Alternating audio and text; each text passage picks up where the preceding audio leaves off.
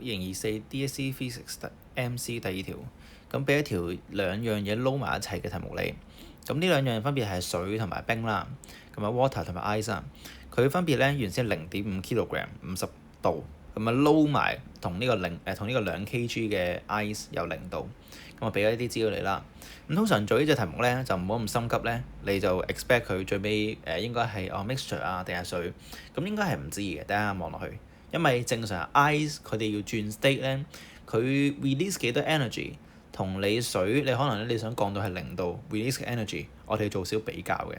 咁今次咧你唔知個結論係乜嘢咧，我哋只能夠將佢哋每一個過程所 release energy 或者 absorb 嘅 energy，用一個類似一個關係圖啦，或者用一個用條 line segment 用一條類似時間線咁樣樣去表達出嚟。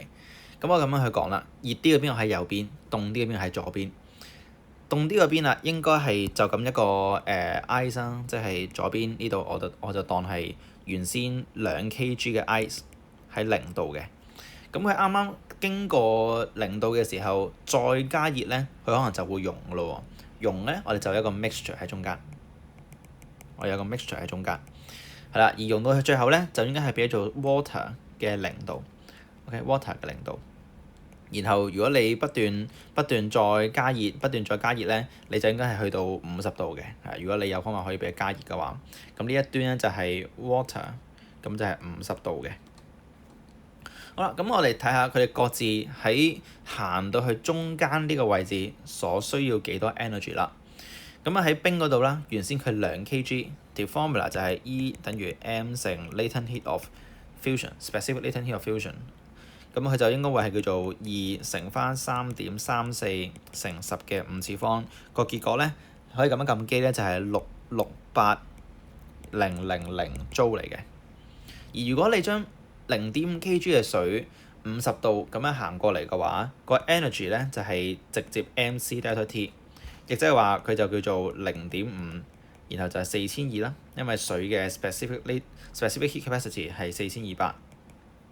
而 delta t 如果你要去到0度嘅位置，佢就會係需要跌嘅 temperature difference 咧係由50去到0。